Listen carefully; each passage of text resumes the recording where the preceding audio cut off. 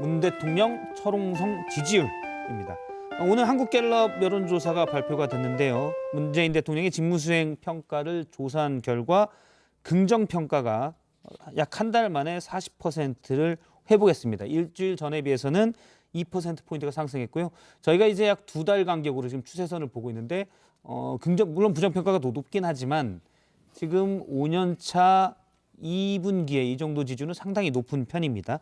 전직 대통령 누구에 비해서요. 다른 조사도 하나 보면 여러 여론조사 기관들이 함께하는 MBS 전국 지표 조사를 보면 역시 긍정평가가 46%로 4달 전과 비교해서 7%포인트 정도 올랐습니다. 뭐 2달 전에 당시에는 이제 이른바 LH 사태 때문에 지지율이 많이 나빴었는데 많이 그것보다는 10%포인트가 올랐고요.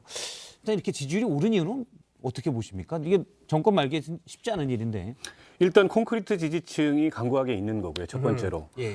두 번째로 4.7 재보궐선거 앞두고 여러 가지 악재가 겹쳐서 이게 이완됐다가 대선이라는 훨씬 더 큰 판을 앞두고서 저는 다시 결집하고 있는 현상이 부분적으로 있다. 이렇게 예. 보고요. 세 번째로는 그 최근에 있었던 어떤 요인으로 국정 그 현안의 요인으로 대일 외교 문제. 결국에는 도쿄올림픽 불참하고 이런 게 그리고 이제 일본 그 공사의 망언 있고 예. 그런 게 이제 그 지지율 결집의 효과로 좀 나타나는 측면이 있고요. 코로나19는 약간 양면성이 있습니다. 코로나19가 지금 악화되면서 상황이 그에 대해서 비판도 있지만 위기가 커지면 또 정부를 중심으로 정부의 방역 정책을 중심으로 결집해야 된다. 이게 작년 총선 때 효과 아닙니까? 이 양면성이 있는데 그 결집해야 된다. 정부를 중심으로 단결해야 된다. 이런 어떤 그 의식도 만만치 않기 때문에 예. 그게 이제 지지율 반등 효과로 나타나고 있는 게 아닌가 싶어요. 근데 이거 아마 문 대통령 지지하시는 분들은 저를 뭐 상당히 비난하실지 모르지만 저는 개인적으로는 지지도가 올라가는 것들에 대해서 이해할 수가 없어요.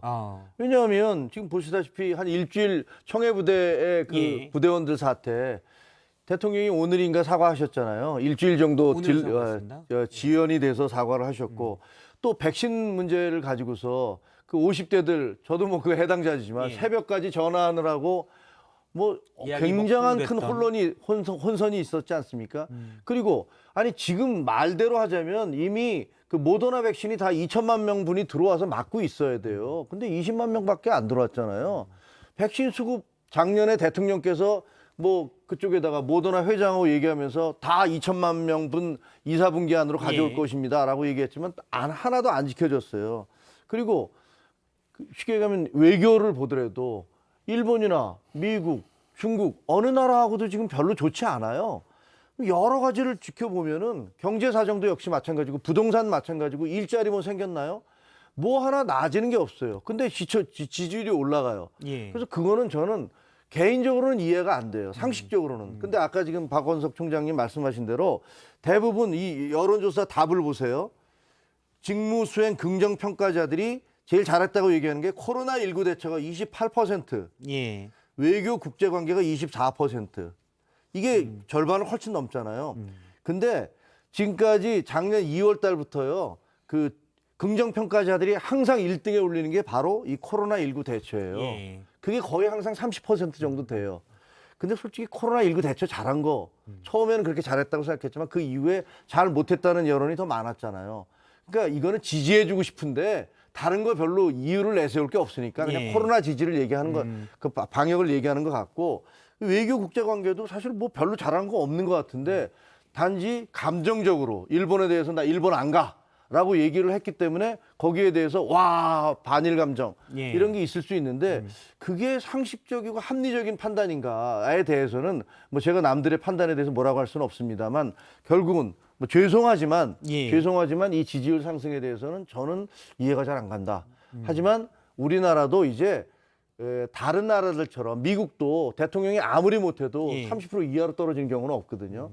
그러니까 우리나라에서도 이제 양당 정치가 고착화돼서 아마 다음 대통령도 아무리 정치를 못해도 한 30-40%에서 왔다 갔다 하지 않을까. 그런 예측은 해봐요. 예. 맞을지는 모르겠어요. 백신 예약을 하는데 힘드셔가지고 화가 좀 나신 것 같아요. 맞아요. 저는 1분 만에 예약해서 거기에는 별로 화가 안 나요. 어떻게 1분 만에 1분 만에 바로 되던데 아침에 왔더니. 컴퓨터를 좋은 거 쓰시나요? 농담이고요. 예. 물론 이제 임기 말에 지지율의 그 수치보다 추세가 굉장히 중요한데 추세가 예를 들어 4.7 재보궐선거 앞두고 LH 네. 사태 같은 악재에 빠져서 확 떨어졌다가 다시 올라가는 게 쉽지 않은 현상이에요. 저게 이전에 임기 없었던, 말에요. 그렇죠. 이전에 없었던 현상입니다. 그런 면에서 봤을 때 문재인 대통령이 여러 측면에서 굉장히 운이 좋다는 얘기를 많이 하는데 저는 집권 후반기에 들어서도 이렇게 지지율이 유지된다는 것 자체가 굉장히 놀라운 거고 이거는 사실은 여야 모두에게 굉장히 큰 고민거리를 던져줄 겁니다. 야당은 무턱대고 반문만 한다고 그 반사이익으로 대선에서 이길 수 있는 상황이 못 되고 예. 여당 후보들 입장에서는 사실은 대통령과 척을 질 수가 없고 그렇다고 차별화를 기하지 않을 수도 없고 약간 딜레마적인 상황에 빠지는 예. 여야 모두에게 어려운 상황이 될 것 같아요. 복잡한 상황을 던져놓은 거군요. 100% 그런 것 같아요. 왜냐하면 어느 여론조사를 보니까 문재인 대통령의 지지도가 올라가면 이낙연 후보의 지지도 올라가고 예. 떨어지면 같이 떨어졌다 이런 얘기를 하고 있거든요. 예. 그리고 동시에 문재인 대통령 지지도가 올라가면 야당 쪽에서는 윤석열 총장의 지지도가 떨어져요. 이게 문재인 대통령에 대한 반감, 거부감 이런 것들이 결집된 게 윤석열 총장에 대한 지지잖아요. 근데 만약에 지지도가 올라가게 된다면 그 윤석열 총장이나 혹은 이재명 지사 이 두 분은 굉장한 고민에 빠질 것 같아요. 아마 대신에 이 이재명 지사는 이낙연 이낙연 전 후보는, 대표는 예. 굉장히 기분이 좋으시지 않을까 그런 생각이 지금 들어요. 뭐 재임 기간에 총리를 오랫동안 같이 했기 때문에요. 그러니까요. 예. 알겠습니다. 오늘 두 분 말씀은 여기까지 듣도록 하겠습니다. 네, 고맙습니다. 고맙습니다.